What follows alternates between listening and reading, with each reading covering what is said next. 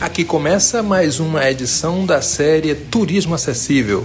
Você está no podcast Cultura e Acessibilidade e eu sou Ednilson Sacramento.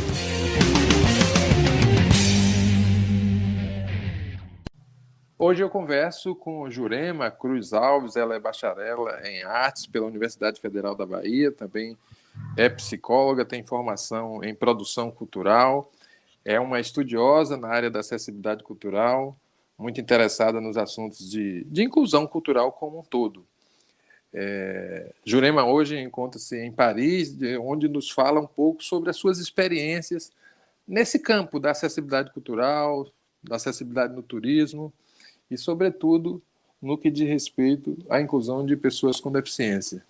Jurema, prazer tê-la aqui conversando conosco. Complemente um pouco mais daquilo que eu falei e deixei de citar sobre a sua pessoa. Bom dia, Ednilson. Aqui é boa tarde, né? Pelo fuso horário. Eu tenho a formação, né? Minha formação mais recente é em bacharelado interdisciplinar em artes na UFBA. E durante minha trajetória na UFBA, eu fui encaminhando pela produção cultural, mas também pelo viés da acessibilidade, né? Pensando na importância de ser uma coisa transversal, a estudar a acessibilidade dentro da produção cultural. E aí, dentro desse percurso, né, eu fui pegando alguns componentes curriculares ligados à acessibilidade, ou, às vezes, também não necessariamente, por exemplo, uma oficina de produção cultural. Aí eu pensava, como é que a acessibilidade entra aqui? Então, não necessariamente eram específicos de acessibilidade. E aí eu fui traçando a minha trajetória, né? E também faço parte do coletivo Assanhaço Filmes. E eu integrei o coletivo para um projeto específico de escrita de roteiro para um projeto de animação. E desde o início a gente se perguntou como é que seria a acessibilidade, porque a gente não queria pensar na acessibilidade como uma coisa de pós-produção, mas desde o início, né, de pensar como é que seria tanto a acessibilidade em si, né, dentro do audiovisual, como a audiodescrição, a inserção da audiodescrição, da janela de Libras, como é que esses elementos seriam também inseridos desde o início como elementos criativos também e artísticos, junto com pessoas com deficiências, consultores, né? Inclusive você, né, Ednilson, que fez parte desse momento da escrita do roteiro. E então, desde então, durante a pandemia, eu sou franco-brasileira, vim para a França ano passado, em 2021, em junho de 2021, eu vim por estar trabalhando em remoto e ter família aqui, eu vim para cá, para a França. E como aqui estava no processo de reabertura né, pós-confinamento, eu aproveitei também para tudo que a gente imaginava e pensava assim na produção. Eu pensei, como é que é isso aqui na França? Como é aqui em Paris? O que tem de acessível? Como é feita a acessibilidade aqui? E muito de uma maneira meio espontânea, né? Eu fui procurando e conversando com as pessoas, e assim eu descobri alguns caminhos, né, da acessibilidade que existem aqui, que eu queria compartilhar com vocês. Maravilha. Desculpa. Você Pode quer falar? prosseguir. Pode Pode falar. prosseguir. Pode Ah, concluir. certo. Então, em relação a isso, eu descobri que existe uma associação aqui que chama Les Souffleurs d'Image. Na verdade, é uma associação, Les Souffleurs d'Essence, seria uns sopradores do sentido, que trabalha a questão da acessibilidade nas produções culturais. Eles fazem formação para produtores, para instituições culturais, para os lugares culturais. Eles fazem uma consultoria. E dentro eles têm um serviço que chama Les Souffleurs d'Image, que são os sopros de imagens, que eles chamam voluntários para acompanhar pessoas com deficiência visual em espetáculos exposições e espetáculos de dança. E aí, então, eles fazem uma formação bem breve, assim. Não se trata de uma audiodescrição. Na verdade, na falta de uma produção com audiodescrição, eles têm parceria com as instituições culturais. As instituições culturais, quando tem um público com deficiência visual, eles entram em contato com a associação e aí eles chamam um voluntário para poder fazer esse acompanhamento. Muito na ideia do encontro, mais do que no detalhe da descrição. Então, não é chamada audiodescrição. E, então, nisso eu comecei a fazer também a parte dessa associação, como voluntário, para ver os espetáculos. Tem alguns espetáculos que eles também fazem até antes, uma visita guiada uma visita tátil do palco, da cena, uma conversa antes com a equipe que produziu o espetáculo, para depois poder fazer para poder depois assistir o espetáculo. A gente não tem acesso à informação antes, não é como uma audiodescrição, né, que tem uma preparação. Então, é realmente na hora a gente está ali com a pessoa e na hora a gente descobre o espetáculo junto. Eu quero Mas, aproveitar, eu diga. quero aproveitar para agradecer a Evelyn Salles, que nos ajuda aqui na edição dos nossos episódios. Agradecer também ao professor Marcelo Medeiros, da UFRB, Universidade Federal do Recôncavo da Bahia, que contribui também com essas vinhetas e também com assessoria aqui ao nosso podcast. Agradecer à Agência Viagem Acessível, que está nos apoiando também nesses momentos. E já volto para lhe fazer uma pergunta, Jurema. Diga. Nessa primeira atividade que você citou, que permite a pessoas cegas compreenderem espetáculos, você disse que já faz parte desse grupo de voluntários e voluntárias. Você já chegou a acompanhar alguma pessoa com deficiência visual em algum espaço? Sim, em espetáculos. Eu já fiz 3 visitas, tem uma outra nessa semana. Tem visitas que são realmente só tem uma pessoa, né? Que é o público espontâneo, né? Dos espetáculos. Eles entram em contato umas 2 semanas antes. E então eu já fiz com uma pessoa só e também visita de grupo. Então, ou, no caso, não a visita é porque teve visita tátil do palco em grupo antes do espetáculo. Mas o espetáculo, quando é em grupo, tem uma pessoa, a gente trabalha em dupla, né? Um soprador, vamos chamar assim, um soprador e uma pessoa com deficiência visual, um público, um espectador com deficiência visual. Então, pode ser que tenha 5 sopradores com 5 espectadores, né? Então, claro, eles vão receber informações distintas, né? Nisso tudo. E, inclusive, pode ser feita... também eles perguntam se o voluntário fala outras línguas, porque também pode ser que chegue pessoas que estão visitando o lugar, principalmente para as exposições. Eu não fiz as exposições, mas eu sei que nas exposições chega bastante demanda de público de turista, né, com deficiência visual. Você pensou em mim quando falou outras línguas, visitantes de fora?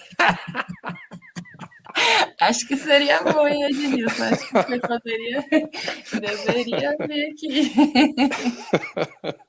Mas olha, deixa eu te perguntar, só por curiosidade mesmo, Diga. cite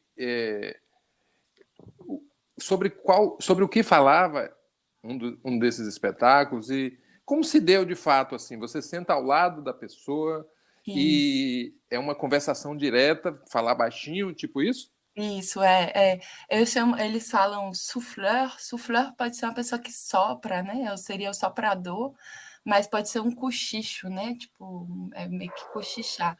A gente, na formação, né? A gente é formado para. Quando a gente chega lá no teatro, né? Na verdade, primeiro a gente entra em contato com a pessoa, pergunta para ela que tipo de sopro que ela quer receber, porque não necessariamente ela quer ter todas as informações. E também pode ser uma pessoa com baixa visão, então tem uma necessidade específica. Então, onde é que a gente se coloca dentro do teatro? Que informação que ela quer receber? Se ela quer que eu fale todas as informações visuais, se ela quer apenas quando ela me solicitar, porque realmente nesse lugar uma demanda muito individual e, e na ideia da troca, né? A ideia da troca.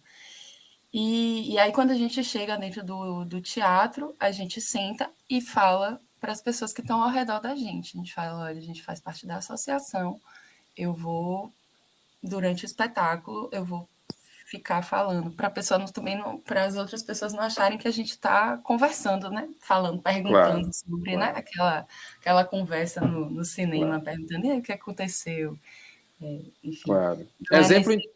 Desculpa. Diga. Exemplo interessante esse, porque nós estamos discutindo no Brasil a respeito da audiodescrição, das modalidades, e chegamos a uma atividade que seria é, a audiodescrição personalizada, itinerante. Uhum. Então, para você visitar um museu, um atrativo, etc. Isso. E eu creio que é exemplo para, sobretudo para essas demandas mais particulares, Uhum. mais subjetivas, né? Duas Sim, pessoas ou quatro, tal. É um exemplo sim. legal. Agora, sim, para além dessa modalidade, desse tipo de acessibilidade que é fornecido para as pessoas, o que mais você tem visto aí na França nesse campo? Então, tem. Para falar ainda sobre um pouco sobre a audiodescrição, tem uma outra associação que chama Accès Culture, que eu ainda não tive contato específico, eu já vi algumas produções só, que faz que eles trabalham a audiodescrição em si dos espetáculos, mas no lugar da adaptação. Então, ele não é pensado a audiodescrição ou a língua de sinais também, a língua de sinais francesa. Eles colocam, tem um espetáculo pronto, o diretor quer que esse espetáculo seja acessível, eles entram em contato com essa associação e eles fazem a adaptação da acessibilidade. Então, não é uma acessibilidade pensada desde o início, mas eles pensam também como essa acessibilidade pode ser artística dentro, né? Por exemplo, eu vi espetáculos em língua de sinais, em que tinha intérprete de língua de sinais francesa. Então, os espetáculos eram em francês, aconteciam em francês, e para o público surdo, eles faziam uma adaptação inserindo o intérprete de língua de sinais francesa, a LSF. E dentro dessa adaptação, então, eles pensam que o intérprete ele não tem aquele lugar de ficar no canto do palco. Ele realmente vai estar participando daquele espetáculo. Então, ele também tem que estar caracterizado, tem que fazer parte mesmo daquele espetáculo, ainda que seja uma adaptação. Então, tem esse lugar da interpretação. Mas os espetáculos que eu vi, todos eu vi uns 3 espetáculos adaptados por essa associação, e eles realmente têm um trabalho de figurino, e que não necessariamente o figurino é igual, mas ele está em sintonia com o espetáculo, e o intérprete ele circula, né? Então, se tem 2 atores, ele não fica estático. Tem às vezes até um último espetáculo que eu vi semana passada, que é Je veux, je veux, je veux, que é eu quero, eu quero, eu quero. É, eram 3 pessoas no palco, né? As duas atrizes, mais a intérprete. E a intérprete, às vezes, a língua de sinais vinha antes do texto. Ela não era sincronizada, mas havia essa tradução, mas ela não era. Às vezes era sincronizada, e às vezes não era. Às vezes vinha primeiro o texto em francês e depois com o jogo de luz, com o jogo de várias.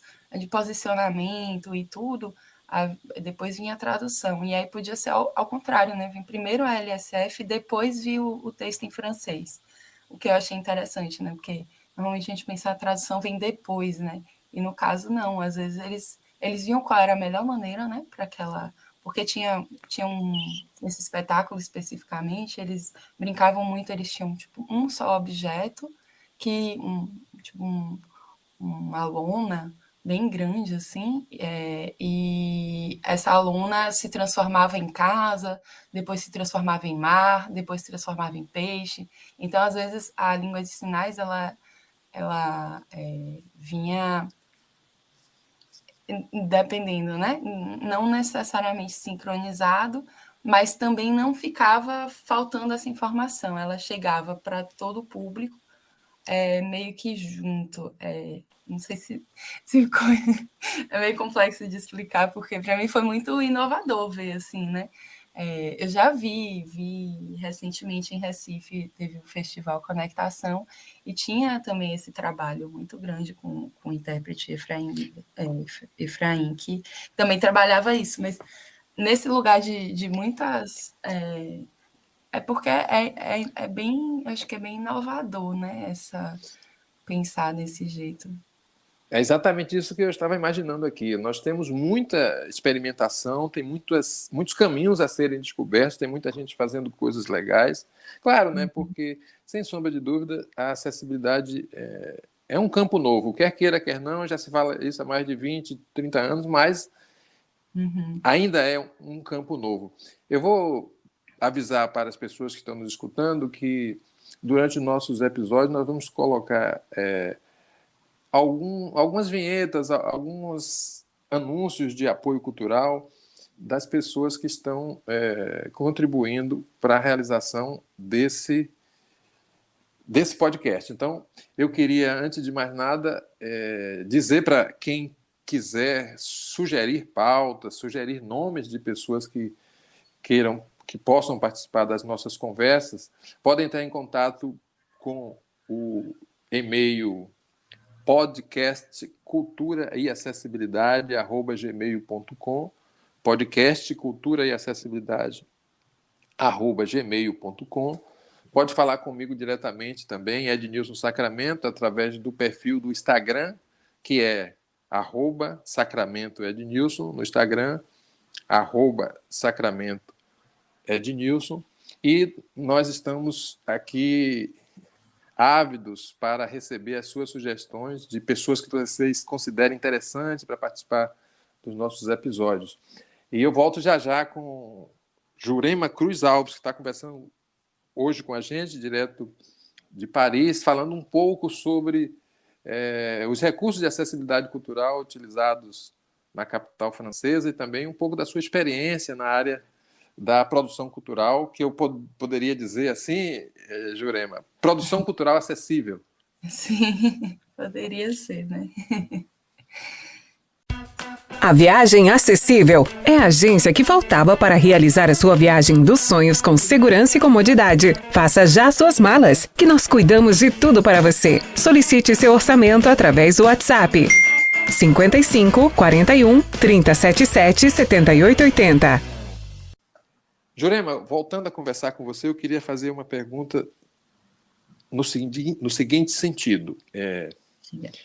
Como você vê as políticas de acessibilidade cultural em Paris? Você já tem condições de dar um panorama? Assim, o que é que você vê caminhando pelas ruas, frequentando os ambientes? O que é que você viu de curioso aí?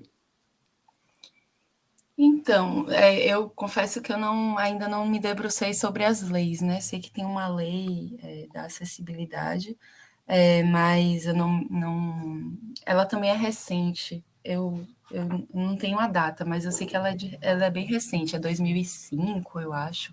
Eu não quero falar também... É recente.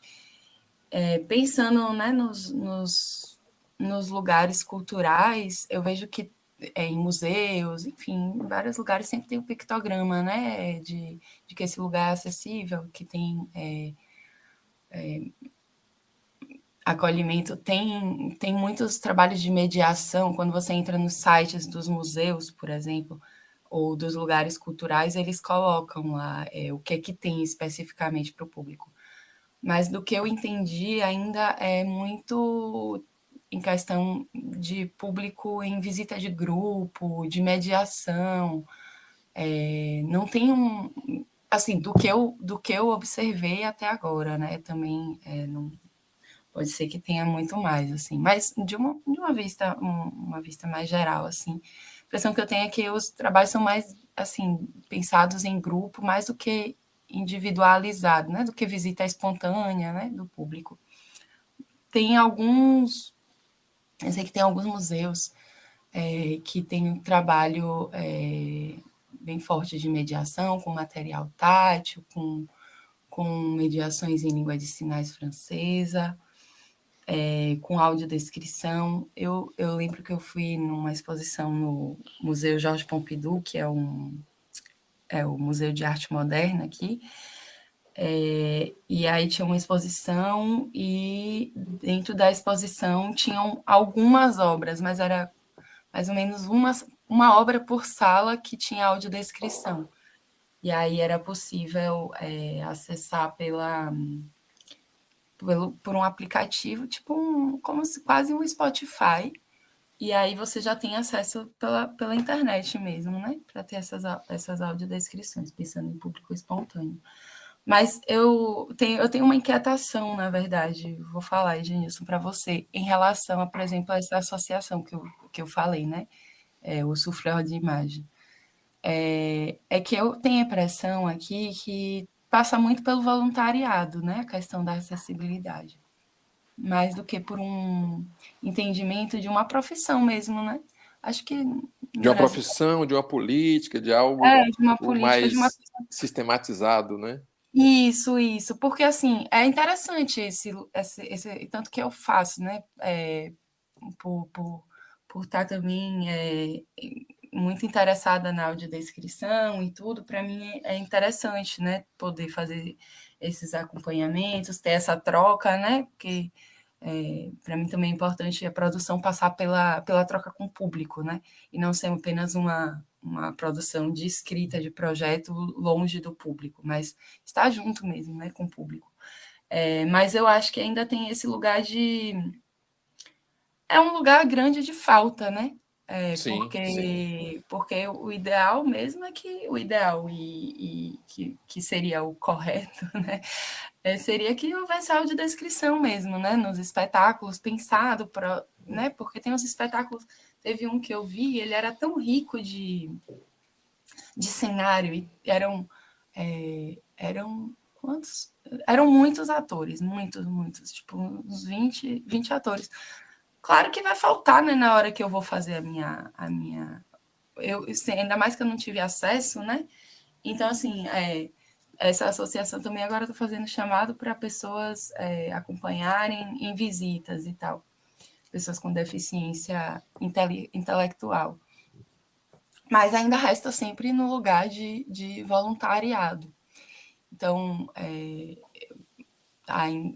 eu ainda tenho essa percepção aqui e sempre a gente se depara aqui, a mesma coisa, já questionei algumas vezes os lugares e as pessoas fazem, mas falta dinheiro. E aí eu penso, O se falta dinheiro em quê? Paris, O que é na quê? França, que a gente está nesse país, é, a questão é que essa falta de dinheiro, na verdade, não é que falta dinheiro, falta uma política pública É. mesmo. É que Falta uma talvez esse política dinheiro seja de canalizado para entendimento. outras estruturas, Isso. é verdade. É, eu acho isso incrível, assim, como esse argumento ele pode ser em Salvador, pode ser em qualquer lugar, ele vai chegar o mesmo argumento, falta de dinheiro, pode ser em São Pois é. Paulo, né? Sempre vai chegar. Mas... Falar nisso, Jurema, eu gostaria que Uhum. você nos apontasse uma dica de espaço para visitação em Paris, independentemente de ser acessível ou não, mas quem está viajando ou pretendendo viajar a Paris, pela sua experiência aí, cite aí um ou dois atrativos que você recomenda, assim, que já vale a pena a viagem a Paris. Olha, eu vou falar de um outro lugar que eu ainda não comentei, na verdade, que é o IVT, que é o Internacional Visual Teatro, que é um teatro que ele festejou essa semana 45 anos. E esse teatro eu acho interessante porque ele é dirigido por pessoas surdas, criado como um lugar para a comunidade surda e de difusão da cultura surda, né? Então, os espetáculos nele são bilíngues em língua de sinais e língua francesa, ou também tem espetáculos que são visuais apenas, né? Tipo, não necessariamente em língua de sinais, mas pode ser espetáculos de mímica, espetáculos gestuais, enfim. Eles acolhem vários espetáculos que são ligados à temática visual. E é um lugar que para mim tá sendo muito interessante, porque eu fui pensando assim, estou aprendendo a língua de sinais brasileiras, mas eu não tenho contato muito com surdos, né, por estar aqui. Aí eu comecei a frequentar lá, e aí eu estou descobrindo a cultura surda, e para mim a acessibilidade já está sendo ao contrário, né?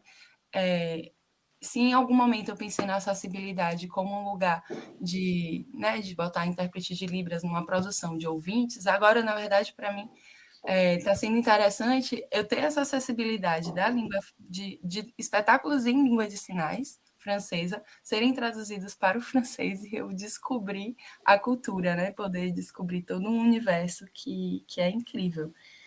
E aí, nesse lugar, nem se trata apenas de adaptações, são produções de atores surdos, diretores surdos, e o público majoritariamente surdo. Toda a equipe que trabalha fala a língua de sinais francesa. Não necessariamente todo mundo é surdo, mas todos têm que falar a língua de sinais francesa. Então, assim, para mim, esse é um lugar, chama o IVT, o Teatro IVT. É um lugar assim, bem querido, que claro, não é pensar num lugar turístico, né? Quando se pensa em Paris, você não pensa nesse lugar, mas está sendo para mim um lugar. Eu tenho ido pelo menos cada 2 semanas. Aproveita, diz aí o bairro e tudo mais, pelo menos. E aí ele fica perto de um lugar que eu amo, um bairro que eu adoro, que é Montmartre. Ele fica perto de Pigalle, onde Pigalle, bem na frente de Pigalle, da estação de metrô, tem o Moulin Rouge, né, que é uma casa, um cabaré antigo, né, foi até popularizado com um filme um tempo atrás. E Montmartre tem um bairro que tem um lugar de bairro, como é que diz? Mas tem um lugar bem turístico, mas ao mesmo tempo você sente que está numa Paris mais antiga, mas ao mesmo tempo tem aquela vida de bairro mesmo, das pessoas, de ver as pessoas circulando e tudo. E tem até um trenzinho que circula, né? No bairro para visitar, enfim. É um bairro que ele também não entra. Quando a gente pensa em Paris, até pensa um pouco em Montmartre. Tem aquele filme Amélie Poulain que se passa nesse bairro. Então, eu gosto muito, porque ele é um bairro bem de vida parisiense, assim, Sim. Né? Sai um pouco do turistão, apesar de ter também vários atrativos turísticos lá, né? Ótimo. Basílica do Sacré-Cœur. Não sei se você tem mais outro, porque a gente já está caminhando para finalzinho dessa conversa. Se não tiver, fale o que você achar interessante, dá uma dica sobre essa questão da acessibilidade cultural. Fique à vontade. Eu não, assim, eu confesso que eu não tenho outro monumento, outro lugar, espaço assim. Mas o que eu acho interessante de Paris é se perder na cidade, né? Ir andando pela cidade. Porque os lugares turísticos às vezes são muito cheios, né? Mas é bom ir descobrindo. Eu acho que a dica para Paris, principalmente, é se perder. E para poder. E aí vai encontrando, né? Vai umas surpresas, assim. Agora, confesso que nesse se perder, né, eu fico me perguntando também na acessibilidade, porque como é uma cidade muito complexa, principalmente de transporte, o metrô é nada acessível, pensando em mobilidade reduzida, né, ou pessoas com deficiência física, Paris realmente é uma cidade que deve muito, né? Ela não fisicamente, ela eu diria, bem inacessível, assim. Mas os lugares, a maioria dos pontos turísticos, eu acredito que são acessíveis para pessoas com deficiência física. Eu espero. Pois é, muito obrigado, Jurema Cruz Alves, que conversou com a gente aqui a respeito de acessibilidade, é um tema tão caro para todos nós, para todas nós. Jurema, muito obrigado. Eu queria que você finalizasse, caso queira, deixando seus contatos de redes sociais, caso alguém queira compreender um pouco mais sobre Paris, sobre acessibilidade, sobre cultura. Fica à vontade e fica aqui também o convite para futuramente conversarmos um pouco mais sobre Paris, sobre a Europa, sobre acessibilidade como um todo. Obrigada, Ednilson. Fiquei muito feliz de participar desse podcast. É bom porque também me faz até pensar, né, nesses momentos todos que eu estou vivendo muito espontaneamente, mas conseguir, né, compartilhar também essas experiências, para mim, eu fico muito feliz em compartilhar. E eu tenho meu Instagram, oojurema, mas confesso que eu não uso ele muito para... Enfim, né, não tenho usado ele muito. Se quiserem meu contato, tem o meu e-mail, que eu posso compartilhar, que é jurema.cruzalves@gmail.com, e super aberta a troca, enfim, tem um retorno, e se precisar de mais informações, tanto de Paris quanto do que eu tiver de informação sobre a acessibilidade aqui, podem me contactar. Eu sempre ficar muito feliz em trocar. E é isso. Obrigada. Muito obrigado, Jurema. Eu acabei de pensar aqui na possibilidade de você gravar um boletim direto da França, um boletim de 1 minuto, falando das novidades, falando daquilo que você vê aí de interessante. Algo muito descontraído, muito simples, assim, para a gente ir soltando ao longo da nossa programação. Fica aí o convite, pense e volte. Nossa, boa ideia disso, adorei. Você sempre tem ótimas ideias. Pois é. Maravilhoso, adorei. Beijo, Jurema. Beijo, tchau. Este foi mais um episódio da série Turismo Acessível. Obrigado por nos escutar e até a próxima conversa.